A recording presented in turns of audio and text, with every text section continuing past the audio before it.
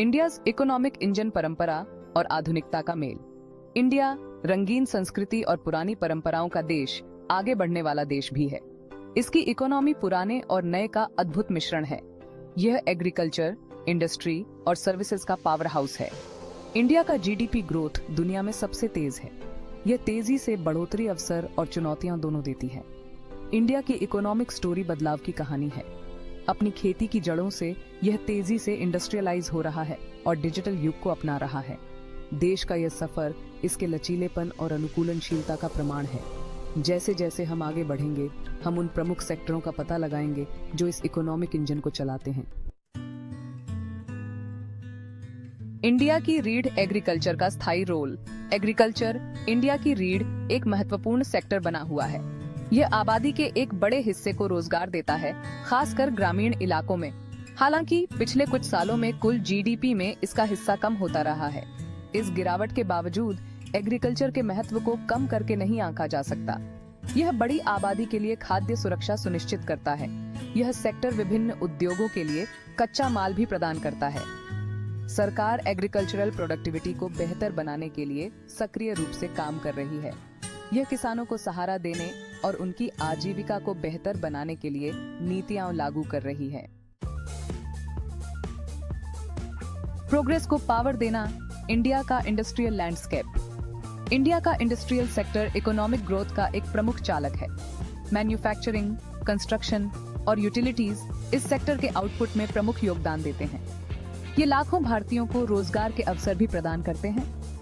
Automobile, pharmaceuticals और textile जैसे प्रमुख उद्योगों में काफी वृद्धि देखी गई है।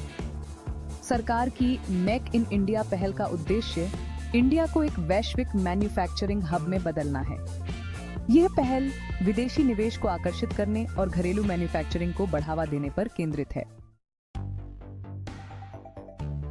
भाग 4, सर्विसेज का उदय। इंडिया का global footprint. Services sector Indian economy में प्रमुख शक्ति के रूप में उभरा है। यह जीडीपी में सबसे बड़ा योगदान देता है। इंफॉर्मेशन टेक्नोलॉजी और फाइनेंशियल सर्विसेज इस सेक्टर के कौशल के शानदार उदाहरण हैं। इंडियन आईटी कंपनियों ने अपनी विशेषज्ञता के लिए वैश्विक ख्याति अर्जित की है। ये दुनिया भर के क्लाइंट्स को सर्विसेज प्रदान करते हैं। फाइनेंशियल सर्विसेज सेक्टर में भी उल्लेखनीय वृद्धि देखी गई है। ये बिजनेस और व्यक्तियों दोनों को सहारा देने में महत्वपूर्ण भूमिका निभाता है। भाग 5, बदलाव को नेविगेट करना। रिफॉर्म्स और इनिशिएटिव्स।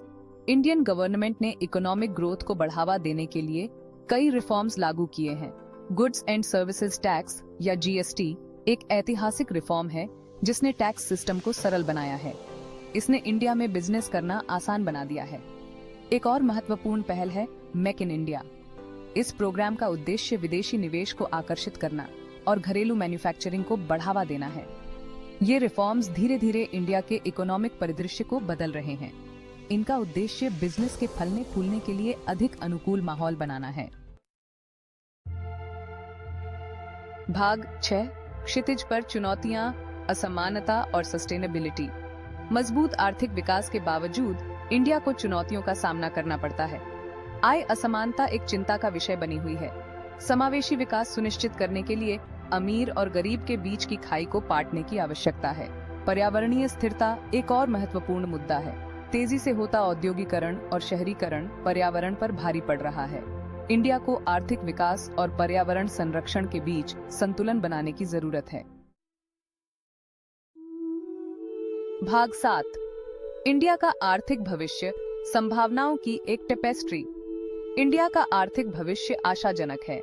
देश दुनिया की अग्रणी अर्थव्यवस्थाओं में से एक बनने की राह पर है। तकनीकी विकास और ढांचागत सुधार टिकाऊ विकास को चलाने में महत्वपूर्ण भूमिका निभाएंगे। इंडिया की आबादी युवा और गतिशील है। इस जनसांख्यिकीय लाभांश का उपयोग नवाचार और उद्यमिता को बढ़ावा देने के लिए किया जा सकता है। अपनी चुनौतियों का समाधान करके और अपनी खूबियों का लाभ उठाकर इंडिया अपने सभी नागरिकों के लिए एक उज्जवल भविष्य बना सकता है।